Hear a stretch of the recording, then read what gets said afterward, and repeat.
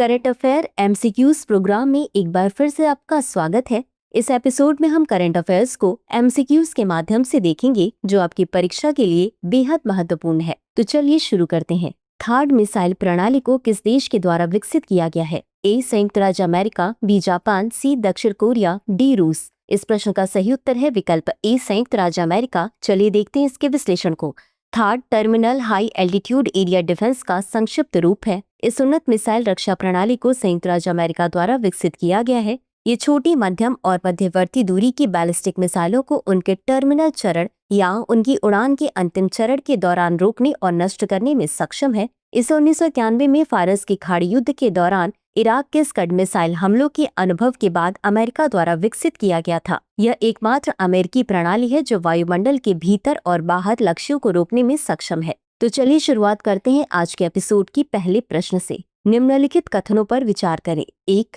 हाल ही में जापान ने अपने प्रमुख H-2A रॉकेट से जलवायु परिवर्तन निगरानी उपग्रह GOSAT-GW का सफल प्रक्षेपण किया है। 2. यह प्रक्षेपण दक्षिण पश्चिमी जापान के तानिगाशिमा अंतरिक्ष केंद्र से हुआ। उपर्युक्त में से कौन सा या कौन से कथन सही है या सही है? ए केवल 1, बी केवल 2, सी 1 और 2 दोनों, डी न तो 1 और न ही 2। इस प्रश्न का सही उत्तर है विकल्प सी 1 और 2 दोनों। चलिए देखते हैं इसके विश्लेषण को। हाल ही में जापान ने अपने प्रमुख H-2A रॉकेट से जलवायु परिवर्तन निगरानी उपग्रह GOSAT-GW का सफल प्रक्षेपण किया। कथन 1 सही है। यह प्रक्षेपण दक्षिण पश्चिमी जापान के तानिगाशिमा अंतरिक्ष केंद्र से हुआ। कथन 2 भी सही है। इस उड़ान के साथ H-2A रॉकेट की 2 दशकों से अधिक की सेवा यात्रा का समापन हो गया और अब इसे H-3 रॉकेट द्वारा प्रतिस्थापित किया जाएगा। बता दें कि H-2A रॉकेट की यह 50वीं और अंतिम उड़ान थी।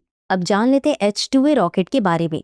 यह एक 2 चरण वाला तरल ईंधन वाला रॉकेट है जिसका उपयोग उपग्रहों को अंतरिक्ष में लॉन्च करने के लिए किया जाता है। यह मित्सुबिशी हेवी इंडस्ट्रीज द्वारा संचालित है और जापान एरोस्पेस एक्सप्लोरेशन एजेंसी द्वारा प्रबंधित किया जाता है। इस रॉकेट को मिशन की आवश्यकताओं के अनुसार बूस्टर के साथ भी कॉन्फ़िगर किया जा सकता है। बता दें कि इसका पहला प्रक्षेपण 2001 में हुआ था। अगला प्रश्न है, निम्नलिखित कथनों पर विचार करें। 1. बेगोनिया निशियोरम प्रजाति अरुणाचल प्रदेश के पूर्वी कामेंग जिले में स्थानिक है। 2. इस प्रजाति को IUCN रेड लिस्ट में लुप्तप्राय श्रेणी में रखा गया है। उपर्युक्त में से कौन सा या कौन से कथन सही है या सही है? ए केवल 1, बी केवल 2, सी 1 और 2 दोनों, डी न तो 1 और न ही 2। इस प्रश्न का सही उत्तर है विकल्प ए केवल 1। चलिए देखते हैं इसके विश्लेषण को। बेगोनिया निशियोरम प्रजाति अरुणाचल प्रदेश के पूर्वी कामेंग जिले में स्थानिक है, अतः कथन 1 सही है। इस प्रजाति को IUCN रेड लिस्ट मानदंडों के अनुसार डेटा डेफिशिएंट के रूप में आंका गया है, अतः कथन 2 सही नहीं है।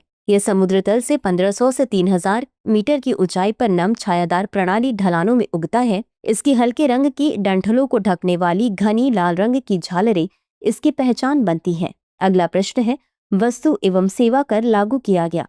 ए 1 जुलाई 2017 को, बी 11 जुलाई 2017 को, सी 1 जुलाई 2018 को या डी 11 जुलाई 2018 को। इस प्रश्न का सही उत्तर है विकल्प ए 1 जुलाई 2017 को। चलिए देखते हैं इसके विश्लेषण को।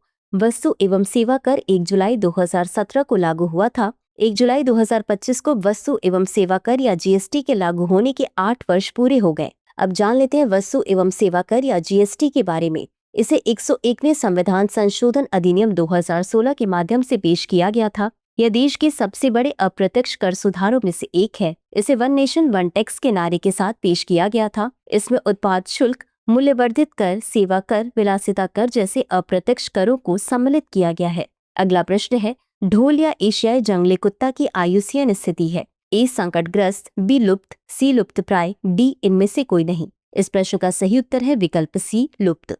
चलिए देखते हैं इसके विश्लेषण को।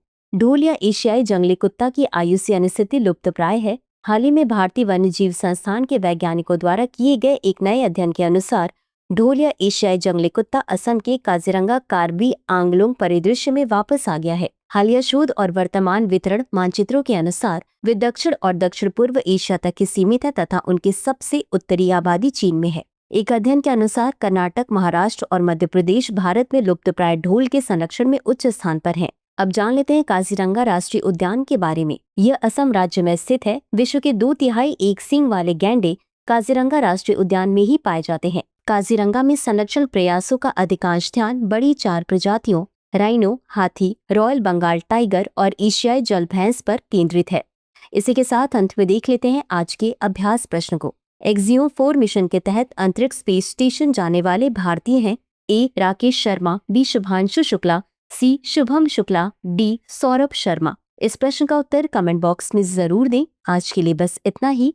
धन्यवाद।